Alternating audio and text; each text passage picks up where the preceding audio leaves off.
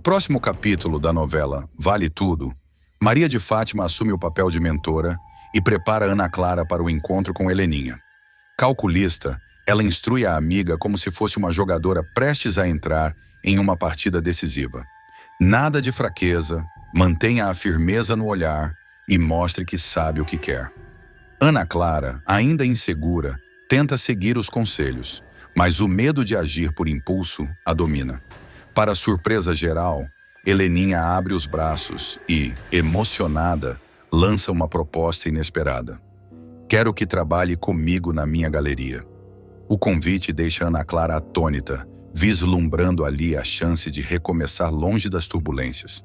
Enquanto isso, em outro cenário, Freitas toma coragem e surpreende Eugênio ao exibir uma chave antiga, pequena, mas reluzente. Com um ar de triunfo revela: é a chave do cofre do Marco Aurélio. Ali estão escondidos os valores que ele desviou da TCA Eugênio. Dividido entre a ambição e o medo, percebe que aquela descoberta tem poder para transformar destinos, ou destruí-los. A tensão se instala entre os dois, pois cada um sabe que esse segredo pode ser a arma mais letal no jogo interno da empresa. No centro da guerra de egos, Marco Aurélio e Odete protagonizam um embate devastador na sala de reuniões. Olhares carregados de rancor e palavras afiadas transformam o espaço em um campo de batalha. Marco Aurélio, dominado pela vaidade, tenta impor sua voz, mas Odete não cede. Com frieza, ela expõe sua fragilidade e o rebaixa a uma peça descartável no tabuleiro do poder. Funcionários atentos percebem: a guerra interna da TCA apenas começou. E, pressionado pelas próprias escolhas, Marco Aurélio muda de postura. Engole o orgulho e procura a poderosa. Errei em desconfiar da senhora. Me perdoe, o pedido soa mais como estratégia do que arrependimento. Odete, impassível, escuta em silêncio, ciente de que aquele gesto é apenas mais um movimento em uma guerra sem fim. Marco Aurélio é arrancado de fuga em jatinho. Será uma das sequências mais eletrizantes da novela. A tentativa desesperada de fuga de Marco Aurélio. O executivo, que sempre se considerou acima da lei e dono do próprio destino, finalmente terá de encarar o peso de suas escolhas. Desde a morte de Odete Reutemann, assassinada de forma brutal, o nome de Marco Aurélio passou a circular como suspeito imediato. Sua ascensão meteórica à presidência da TCA, tomada em meio ao luto da família Reutemann e aos boatos de bastidores, levantou ainda mais suspeitas sobre sua participação em esquemas escusos. Com a investigação policial avançando a passos largos, o empresário começa a perceber que sua rede de influências já não é suficiente para blindá-lo. Amigos políticos se afastam, antigos aliados o evitam, e até mesmo funcionários de confiança começam a ceder às pressões das autoridades, revelando detalhes comprometedores. Marco Aurélio, no entanto, não se dá por vencido. Arrogante, articula uma fuga cinematográfica ao lado de Leila, que, contra todas as expectativas, decide acompanhá-lo mesmo desconfiando de que o marido esteja metendo os pés pelas mãos. Na calada da noite, um carro de luxo os leva até uma pista clandestina, afastada da cidade.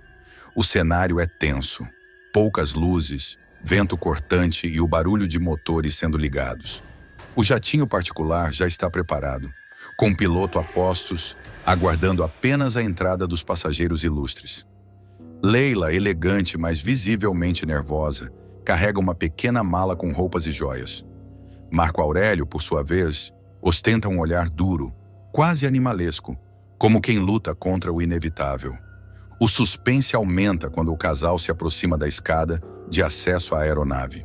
Leila pergunta se aquilo é mesmo necessário, se não seria mais prudente enfrentar o processo de cabeça erguida. Marco Aurélio, porém, retruca com cinismo. Cabeça erguida é para quem tem tempo de esperar pela justiça. Eu não vou esperar que me destruam. Não nasci para ser derrotado. O que ele não imagina é que a polícia já acompanha cada um de seus passos. Informantes revelaram o plano de fuga e uma operação especial foi organizada para interceptar o executivo antes que ele pudesse cruzar a fronteira. Viaturas se aproximam em silêncio, cercando o local. O clima é digno de filme de ação. Holofotes são acesos de repente, iluminando a pista, enquanto policiais fortemente armados correm em direção ao jatinho.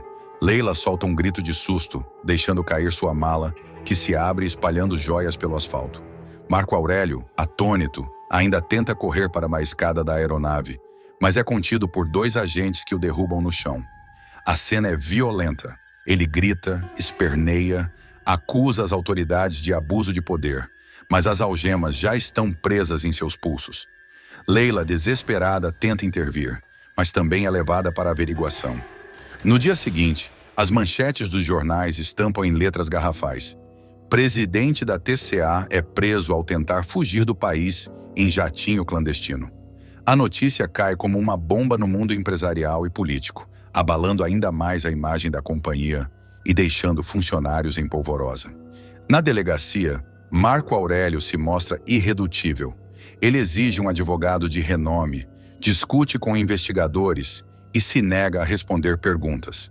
Seu encontro com Tiago, o filho, é um dos momentos mais pesados da trama.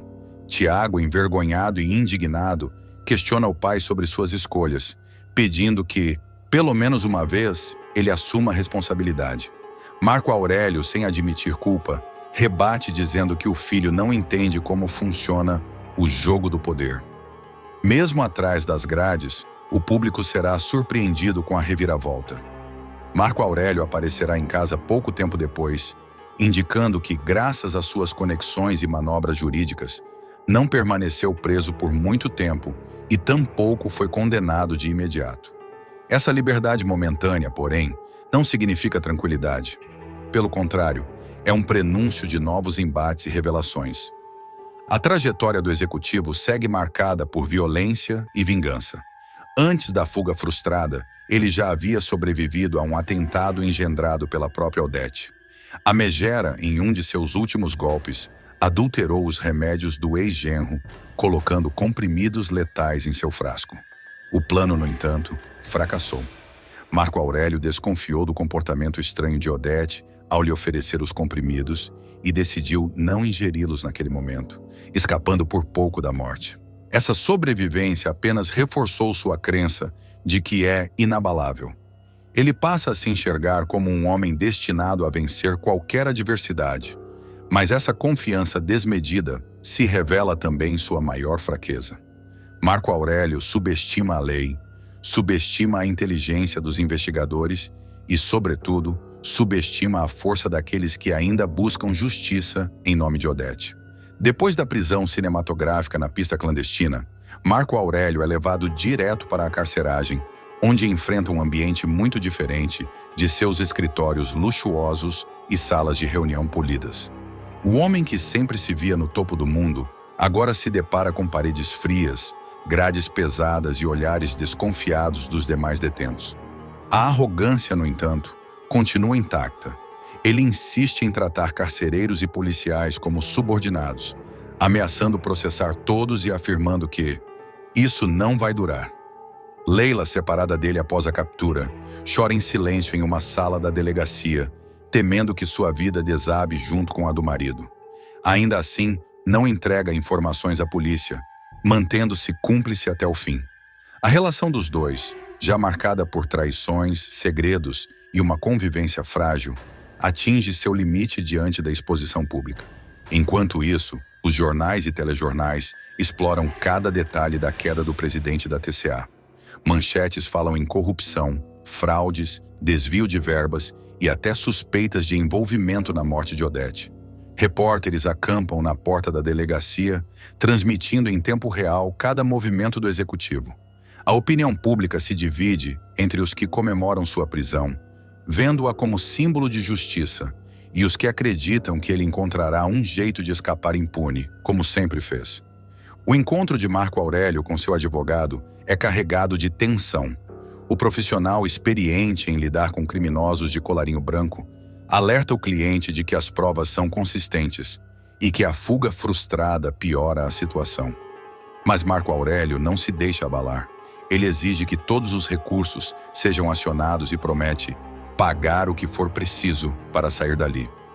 É nesse momento que se percebe a extensão de sua rede de contatos. Empresários, políticos e até autoridades começam a se movimentar nos bastidores, tentando suavizar o peso da lei. Quando Tiago entra na sala de visitas, o clima se transforma. O filho encara o pai com olhos marejados, mas sem traços de compaixão. Eu sempre tentei acreditar em você, mas agora não dá mais. Dispara. Marco Aurélio, com um sorriso frio, responde: Você ainda é muito ingênuo, Tiago. O mundo não funciona com honestidade, e sim com poder. E poder é o que eu tenho. Essa cena sela a distância entre pai e filho, mostrando que não há espaço para reconciliação. Poucos capítulos antes do final, a novela surpreende o público ao mostrar Marco Aurélio de volta em casa. O choque é imediato. Como um homem preso em flagrante poderia estar solto tão rápido? A resposta está nos corredores do poder. Recursos jurídicos, habeas corpus relâmpagos e acordos obscuros pavimentam o caminho da liberdade provisória. O executivo aparece novamente em seu ambiente natural, tomando uísque em copo de cristal e olhando a cidade do alto da cobertura, como se nada tivesse acontecido. Essa liberdade, porém, é apenas aparente. Marco Aurélio passa a ser perseguido por fantasmas reais e imaginários. Recebe ligações misteriosas, encontra bilhetes anônimos e percebe que antigos cúmplices agora o tratam como um peso morto. A sensação de controle absoluto começa a ruir, e o medo se infiltra em sua rotina. A morte de Odete Reutemann vai provocar uma reviravolta sem precedentes. O velório da empresária será marcado por clima tenso, olhares atravessados e suspeitas que pairarão sobre cada pessoa que ousou cruzar o caminho da bilionária. Entre lágrimas falsas, discursos cheios de hipocrisia e uma disputa silenciosa por poder, Marco Aurélio não perderá tempo em colocar as garras de fora.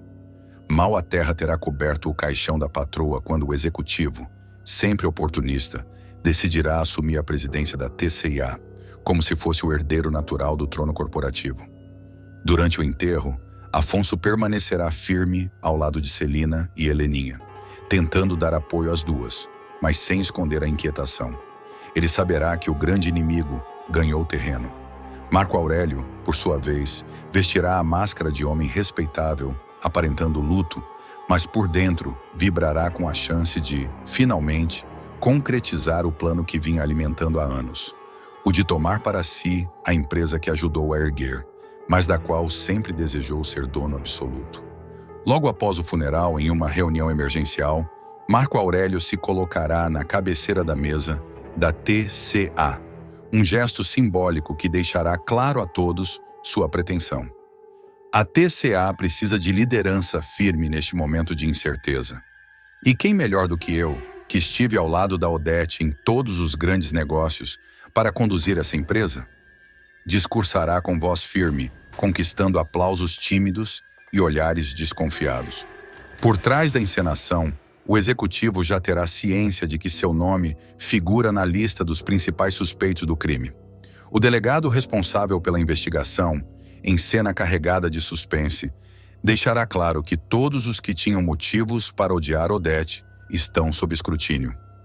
Marco Aurélio, ao ouvir seu próprio nome mencionado, engolirá seco, mas tentará manter a postura. O passado dele será lembrado. O atentado frustrado contra a vida de Odete, quando o piloto de um avião foi subornado para criar um acidente em plena decolagem. Na época, a empresária sobreviveu por um triz e Marco Aurélio jurou inocência. Agora, porém, o fantasma daquele crime voltará a assombrá-lo. Enquanto posa de presidente vitorioso, o marido de Leila começará a planejar, em segredo, sua fuga do país. Ele saberá que, se a investigação avançar, poderá acabar atrás das grades antes mesmo de aquecer a cadeira de Odete. Com isso, o público acompanhará um jogo duplo. De um lado, o executivo blindando sua imagem, distribuindo sorrisos e palavras de otimismo. Do outro, contatos sendo feitos no exterior, malas discretamente preparadas, passagens reservadas em nome de laranjas. Afonso, no entanto, não ficará de braços cruzados. Convicto de que Marco Aurélio tem ligação direta com a morte de Odete, o rapaz começará a reunir provas.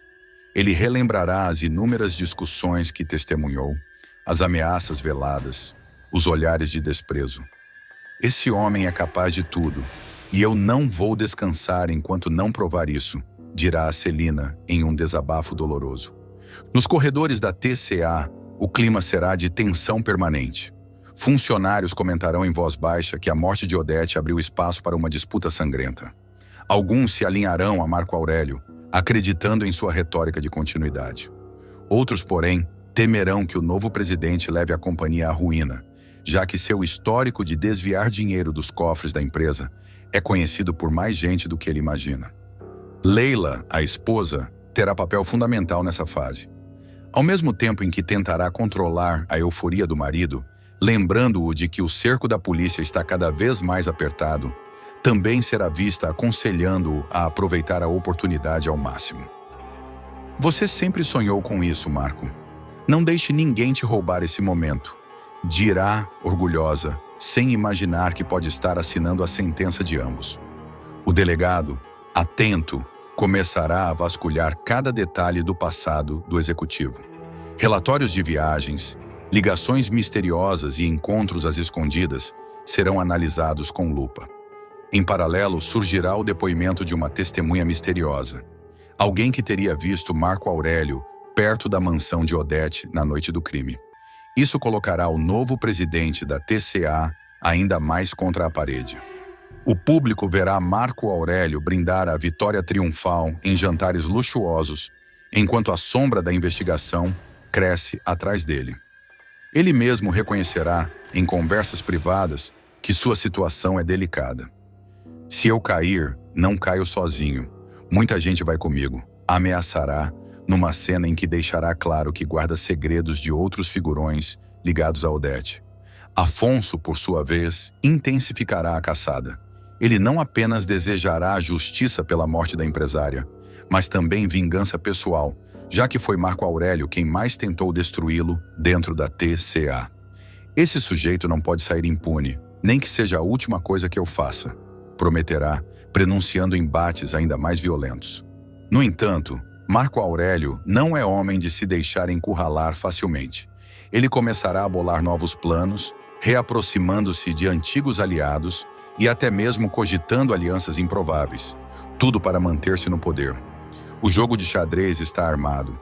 De um lado, um empresário ambicioso e sem escrúpulos. Do outro, adversários determinados a desmascará-lo.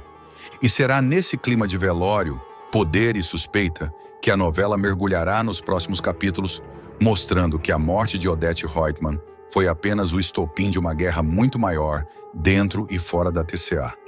O ambiente na TCA se transformará num campo minado. Cada reunião será uma batalha silenciosa. Cada corredor um espaço de espionagem e desconfiança.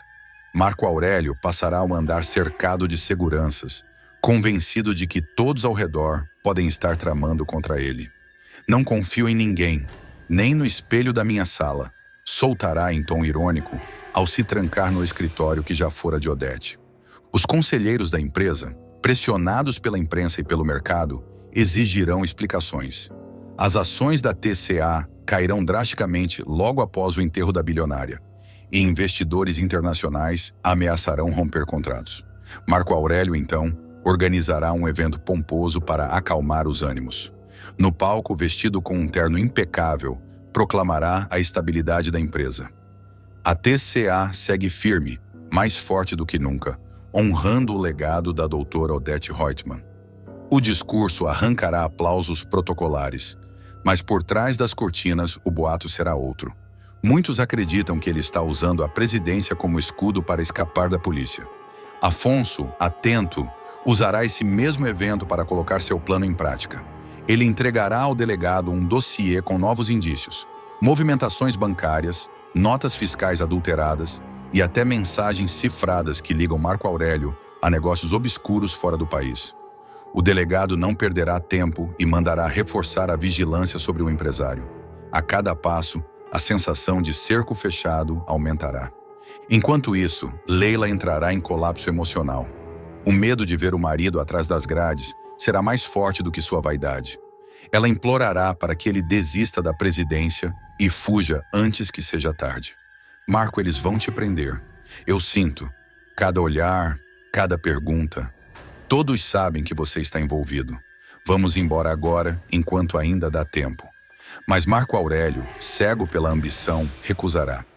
Agora que cheguei ao topo, você acha que vou jogar tudo fora? Eles que tentem me derrubar. Quero ver quem tem coragem. A tensão se intensificará quando uma testemunha-chave for chamada a depor. Um funcionário da mansão de Odete, subornado anos antes para encobrir as falcatruas de Marco Aurélio, decidirá contar o que sabe. O delegado ouvirá atento cada detalhe, enquanto o empresário, sem imaginar o perigo iminente, celebrará uma nova vitória dentro da TCA, a assinatura de um contrato milionário que lhe dará ainda mais poder. Odete Reutemann se verá diante do maior pesadelo de sua vida. A megera, que durante anos manipulou todos ao seu redor, perderá completamente o controle quando Leonardo surgir na mansão de Celina, trazido por Heleninha. O reencontro abalará profundamente as estruturas da família Reutemann. A revelação de que Leonardo esteve escondido durante 13 anos, mantido em silêncio pela própria mãe, explodirá como uma bomba, deixando todos incrédulos. Celina ficará em choque absoluto, incapaz de acreditar que a irmã teve a frieza de manter o próprio filho recluso, enquanto Heleninha carregava a culpa de um acidente que nunca havia cometido. A jovem pintora, por sua vez, chorará compulsivamente ao ver o irmão vivo, sentindo-se aliviada, mas também devastada pelo tempo perdido. A cada palavra, Leonardo confirmará que tudo não passou de uma armação da mãe, que simulou sua morte para afastá-lo da família e manter o poder absoluto em suas mãos. O clima na mansão ficará insustentável. Afonso, indignado, confrontará a mãe, acusando-a de destruir não apenas a vida de Heleninha, mas também de Leonardo. César, diferentemente dos demais, decidirá permanecer ao lado de Odete. O rapaz perceberá que, naquele momento, a megera precisava de alguém que lhe estendesse a mão. Mesmo sendo alvo de críticas, ele a consolará, garantindo que a ajudará a resistir à fúria da família. Para César, manter-se ao lado da bilionária era também uma estratégia. Proteger a posição privilegiada que havia conquistado como seu novo marido e aliado. Odete, abalada, tomará uma decisão radical. Em conversas secretas com César, revelará a intenção de deixar o Brasil imediatamente. Para ela, permanecer seria assinar sua sentença de morte. Não apenas no sentido figurado, mas literal. A bilionária começará a sentir o cerco se fechar. Inimigos de negócios, rivais pessoais e até mesmo membros da família poderiam tentar se vingar. A pressa será tanta que Odete ordenará a seus assessores que preparem discretamente documentos, malas e reservas em voos internacionais. Partiremos ainda esta semana, César. Não vou esperar que esses ingratos me apedrejem dentro da minha própria casa, disparará a vilã com a voz embargada de ódio. Mas o destino, cruel e implacável, terá outros planos. Antes mesmo que conseguisse embarcar rumo ao exterior, Odete será surpreendida por um ataque brutal. Em uma noite chuvosa, ao sair de sua mansão em direção ao carro que a levaria ao aeroporto, a megera será alvejada por um tiro certeiro no peito. A cena será marcada por gritos, correria e desespero. César, ao lado dela, ficará paralisado, incapaz de reagir. Em segundos, o corpo da poderosa Odete Reutemann tombará sem vida diante de seus olhos. A morte da bilionária causará uma reviravolta avassaladora. A notícia correrá pelos jornais, pelas televisões e pelas bocas do povo. Odete Reutemann assassinada. Quem matou a empresária? Será a manchete estourada por todos os noticiários. A sociedade carioca ficará empolvorosa e a investigação policial abrirá uma nova frente de mistérios. César, ao ser visto como o homem mais próximo da vítima no momento do crime, figurará imediatamente entre os principais suspeitos. O publicitário, desesperado, gritará sua inocência a plenos pulmões. Eu não fiz nada. Eu a amava, eu queria protegê-la. Ainda assim, será alvo de olhares desconfiados, da polícia e da própria família da falecida. Afonso será um dos primeiros a acusá-lo publicamente, alegando que César tinha todos os motivos para eliminar Odete e ficar com a fortuna. Heleninha, dividida entre a dor e a confusão, Preferirá acreditar que o padastro não teria coragem de cometer tamanha atrocidade, mas suas palavras não terão peso diante da opinião coletiva. O testamento de Odete será aberto, revelando que César, como marido oficial e reconhecido, figurava entre os herdeiros. A fortuna deixada pela bilionária se transformará em um prêmio amaldiçoado, cercado de disputas, desconfianças e intrigas. Fátima, grávida e prestes a dar à luz, acreditará que finalmente terá sua vida resolvida ao ver César rico. Porém, para sua surpresa, ele se recusará terminantemente a ajudá-la. Eu não tenho nada a ver com você, Maria de Fátima. Cuide do seu filho sozinha, porque da minha parte não terá um centavo, disparará o bonitão frio e indiferente. Revoltada, a jovem procurará refúgio nos braços de Raquel. Sem opção, voltará a morar com a mãe, que apesar de tantas mágoas, a acolherá mais uma vez. Para sobreviver, Fátima aceitará um emprego simples em uma padaria de bairro.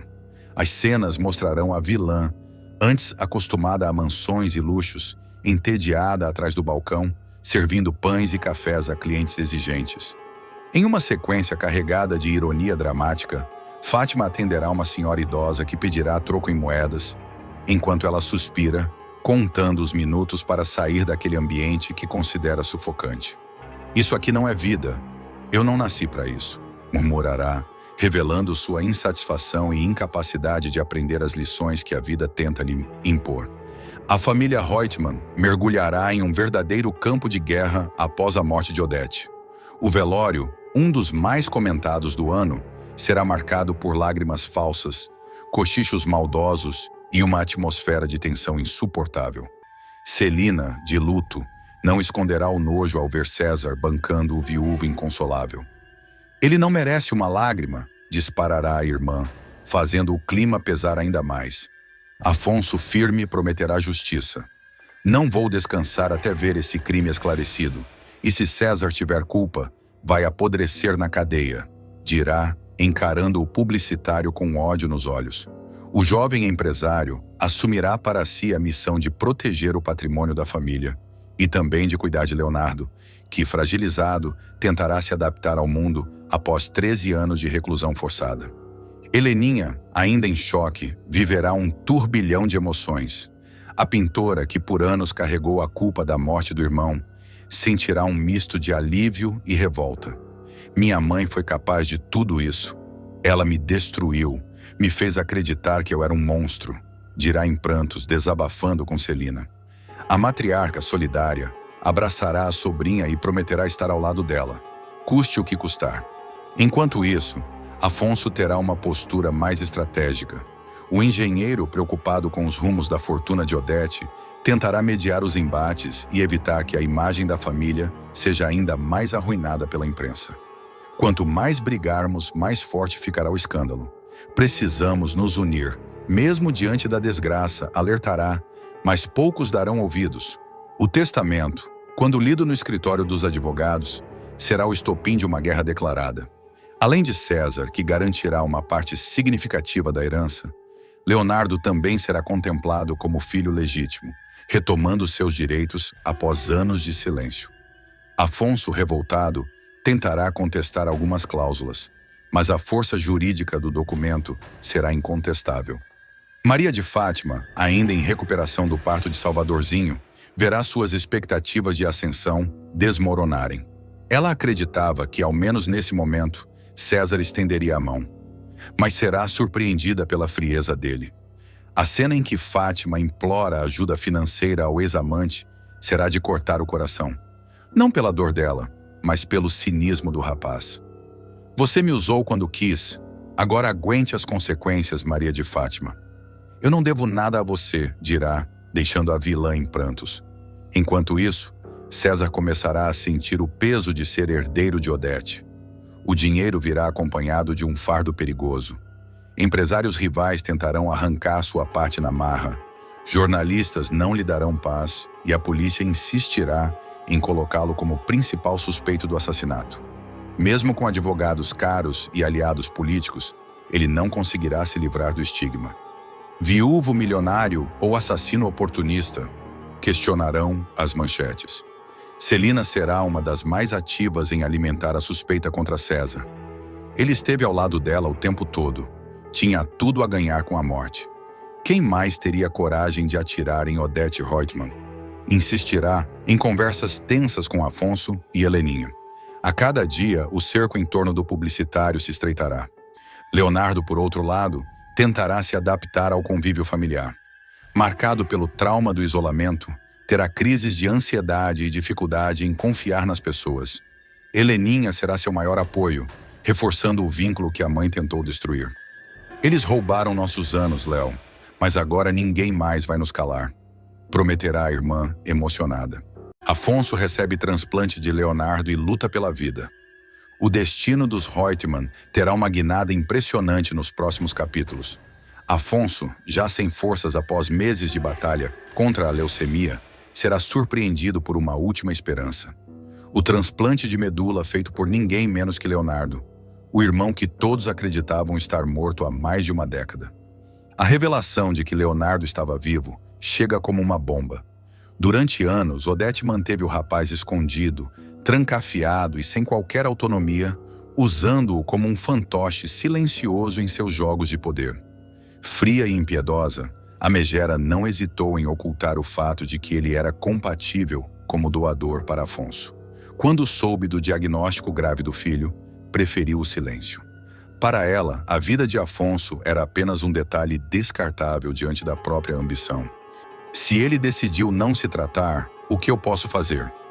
Não vou internar o menino à força, disse a empresária dissimulada, como se a decisão fosse apenas do filho.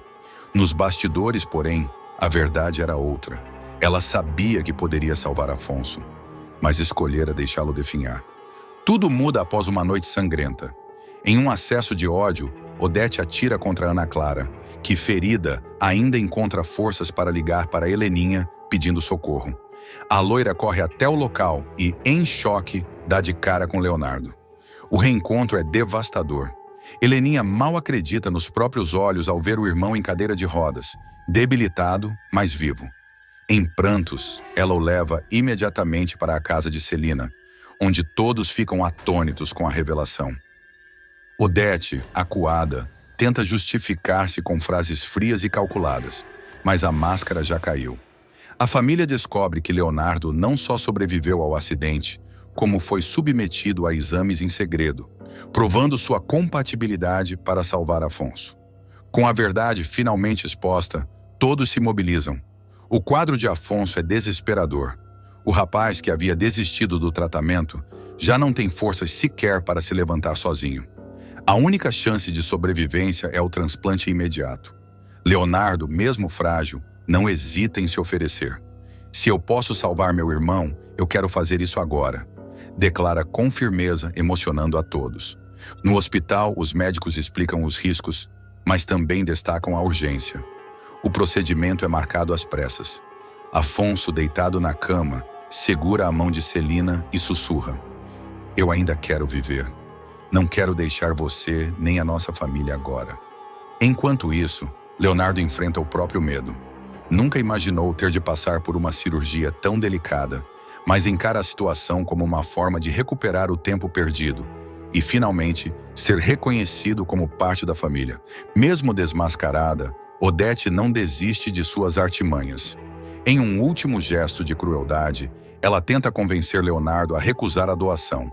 "Você não deve nada a ele. Afonso sempre foi o preferido. Deixe-o morrer e venha comigo. Eu prometo cuidar de você", implora numa mistura de chantagem emocional e frieza. Mas Leonardo, com lágrimas nos olhos, responde firme: "A senhora me tirou a vida por mais de 10 anos. Eu não vou permitir que tire também a do meu irmão." É o golpe final para a vilã, que se vê derrotada diante da coragem do filho. O clima no hospital é de tensão absoluta. Celina e Heleninha aguardam do lado de fora da sala de cirurgia, aflitas. Cada minuto parece uma eternidade. O destino de Afonso está nas mãos da equipe médica e da bravura de Leonardo. Após horas de espera, o médico surge para anunciar que o procedimento foi um sucesso. A emoção é geral. Celina abraça Heleninha, chorando de alívio.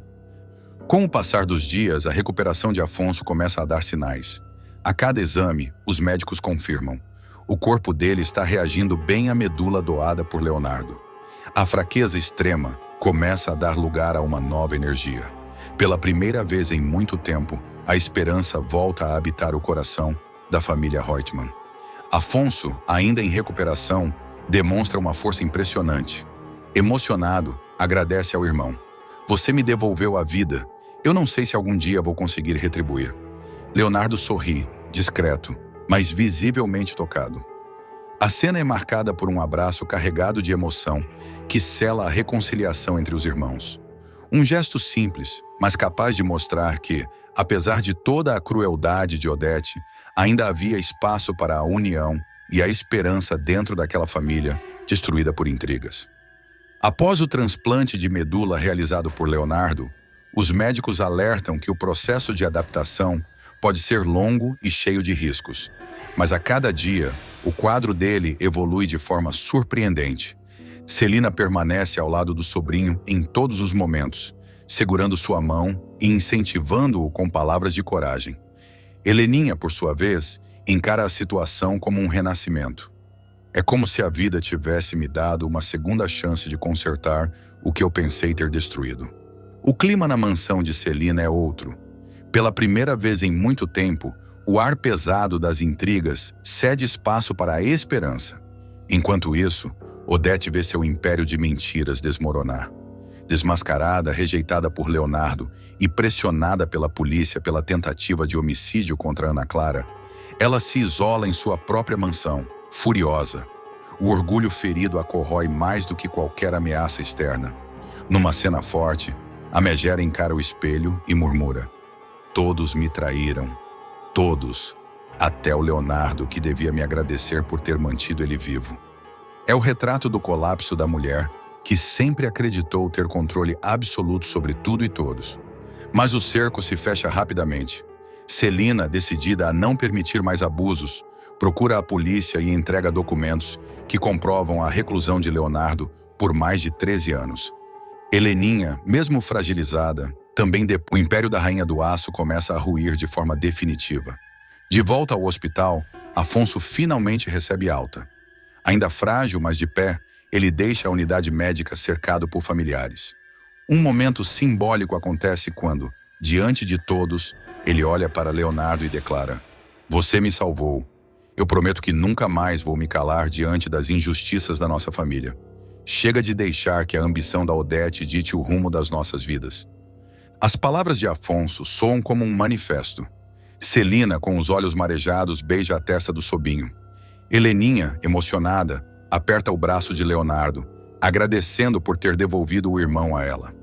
O renascimento de Afonso abre espaço para novos rumos entre os Reutemann. Leonardo, pela primeira vez, é reconhecido e acolhido como parte legítima da família. Heleninha encontra forças para enfrentar seus fantasmas, certa de que não foi responsável pela tragédia do passado. Celina retoma o comando moral da mansão, mostrando firmeza diante dos que ainda tentam manipular a situação. Já Odete, acuada e isolada, passa a viver um de seus piores momentos. Sua máscara de poder e frieza não é mais suficiente para esconder a decadência que a envolve. A bilionária, antes temida, agora assiste impotente ao fortalecimento daqueles que sempre tentou destruir. O ponto máximo dessa virada acontece quando Afonso, ainda em recuperação, retorna à mansão para um jantar em família. Leonardo, ao seu lado, é aplaudido discretamente por todos. Há um clima de reconciliação no ar. Afonso levanta a taça de vinho e, com voz firme, declara: "Eu renasci. Não só pela medula que recebi, mas porque, pela primeira vez, entendi que a vida só tem valor quando a gente escolhe viver de verdade. E eu escolho viver." A frase ecoa pela sala, carregada de simbolismo. Freitas vai virar o jogo. O assistente deixará de ser apenas uma peça discreta nos bastidores da TCA e se tornará protagonista de uma trama explosiva. Estimulado por conversas cada vez mais perigosas com Mário Sérgio, ele será levado a dar um passo ousado: desviar uma quantia milionária de Marco Aurélio, o patrão vaidoso que sempre o tratou como invisível. A ideia começou como uma provocação, um comentário solto durante um drink noturno, mas foi crescendo como uma semente venenosa. O que parecia uma bravata entre dois funcionários insatisfeitos rapidamente ganhou contornos de plano meticuloso. Mário Sérgio, sempre com sede de derrubar Odete e seus aliados, sussurrava ao ouvido de Freitas: "Você carrega as chaves do cofre e não percebe. Marco Aurélio confia demais em você. Se fosse comigo, já estaria rico." Essas palavras ecoavam na mente de Freitas como um mantra. Pela primeira vez, ele começava a enxergar a si mesmo, não como simples secretário, mas como alguém capaz de virar a mesa. Em meio à conspiração, um outro fogo se acendia: o inesperado romance entre Freitas e Eugênio. O primeiro encontro aconteceu no bar de Vasco. Um olhar mais demorado, uma risada cúmplice e logo o clima se instalou. Eugênio, mordomo de confiança dos Reutemann, carregava nos ombros a sombra de décadas de servidão e acabara de receber seu aviso de aposentadoria. Estava dividido entre o alívio de sair do jugo dos patrões e o medo de encarar um futuro incerto.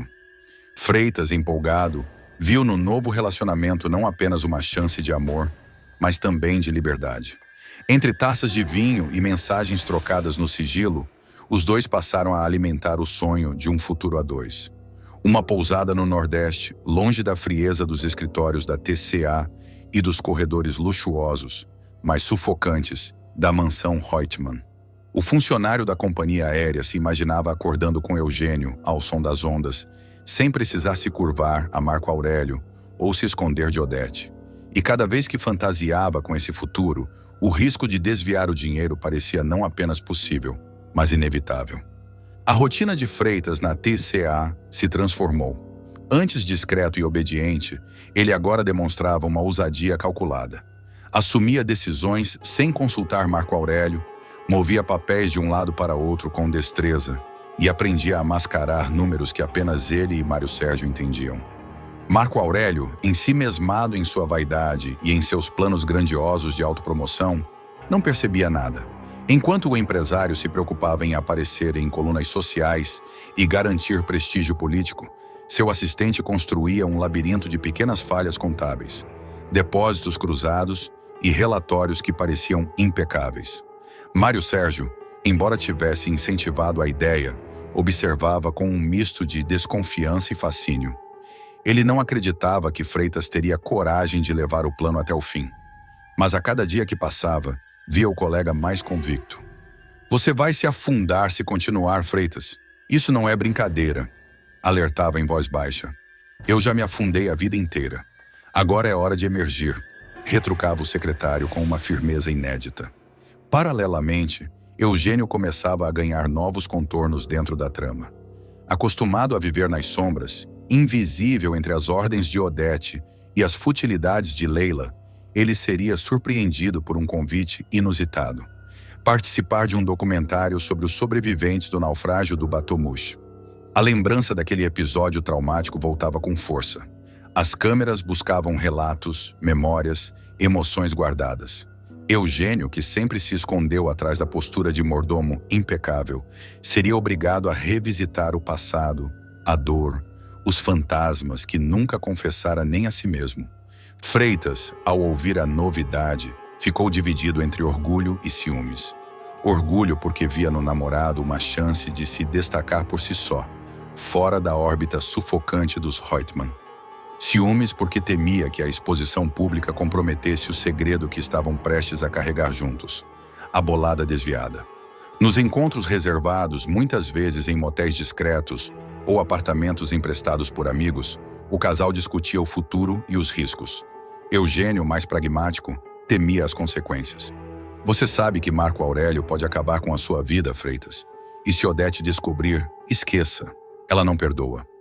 "Eu sei, mas não dá mais para voltar atrás. Já mexi no caixa 2. O dinheiro vai aparecer na nossa conta em poucos dias." As palavras saíam carregadas de adrenalina. Cada mensagem apagada, cada ligação feita de um telefone público, cada disfarce no olhar em frente a Marco Aurélio aumentava a tensão da dupla. O público verá Freitas cada vez mais envolvido no jogo perigoso. O romance com Eugênio servirá tanto de inspiração quanto de peso.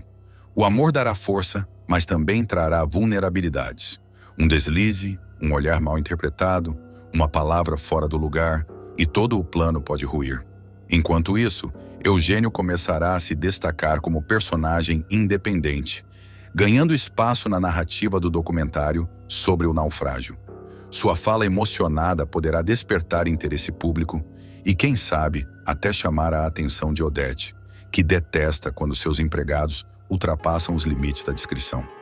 E a cada passo que o casal der, o segredo da bolada milionária se tornará mais pesado, transformando não apenas o futuro deles, mas também os rumos da TCA e da própria família Reutemann. O clima na TCA começa a se transformar. Freitas, antes invisível como uma sombra nos corredores, passa a exibir uma confiança que não combina com seu passado de submissão. Ele entra nas reuniões de Marco Aurélio sem baixar os olhos, responde e até antecipa ordens. Alguns colegas comentam em voz baixa: "Esse Freitas está diferente, não? Parece outro homem." Marco Aurélio, cego por sua própria vaidade, não percebe a mudança. Para ele, o secretário continua sendo apenas um acessório descartável. Mas Mário Sérgio, mais perspicaz, fareja o cheiro do risco. Em conversas de corredor, ele pressiona: "Se você errar uma vírgula, Freitas, quem paga não é só você. Eu também estou na mira." "Então segura firme, porque o avião já decolou", rebate o assistente, sem tremor na voz. Na mansão, Eugênio se divide entre as exigências da casa e as mensagens secretas trocadas com o namorado. À noite, no quarto de serviço, ele escreve no celular como se fosse um adolescente apaixonado. Mas as palavras carregam a gravidade de quem sabe estar arriscando tudo. "Não conte nada a ninguém. Nosso segredo é nosso tesouro. Quando esse dinheiro estiver seguro, partimos." Freitas responde quase de imediato: "Confie em mim. Já falta pouco. Nosso futuro já não cabe mais dentro dessas paredes." O plano deixa de ser apenas roubo, vira pacto amoroso. E cada vez que eles se encontram, a tensão mistura-se ao desejo. O beijo que trocam não é só paixão, é também juramento de silêncio. Enquanto isso, a participação de Eugênio no documentário sobre o naufrágio do Bateau Mouche ganha repercussão. As gravações começam discretas, mas logo viram assunto nos jornais e até na televisão. Odete, ao ver o mordomo sendo entrevistado, se enfurece: "Quem esse homem pensa que é para falar em meu nome? Mordomo não tem passado, não tem presente, não tem voz." A exposição inesperada de Eugênio traz dois riscos: chamar a atenção da própria Odete e atrair curiosos que podem ligar sua nova vida pública ao segredo milionário que ele e Freitas guardam. Chega o dia em que Freitas consegue completar a transferência. Não é um simples desvio, é um movimento cirúrgico, envolvendo contas frias, offshores e relatórios maquiados que Marco Aurélio jamais conferirá pessoalmente. Ao ver o saldo em mãos, Freitas treme. Não é só dinheiro, é a prova de que, pela primeira vez, ele deixou de ser subordinado. "Conseguimos, Eugênio. A bolada é nossa", sussurra ofegante ao encontrar o namorado em um quarto de hotel. O mordomo, emocionado, segura a mão dele. "Então agora é verdade? Vamos poder ir embora?" "Ainda não. Temos que manter o jogo. Se sairmos correndo, viramos alvo.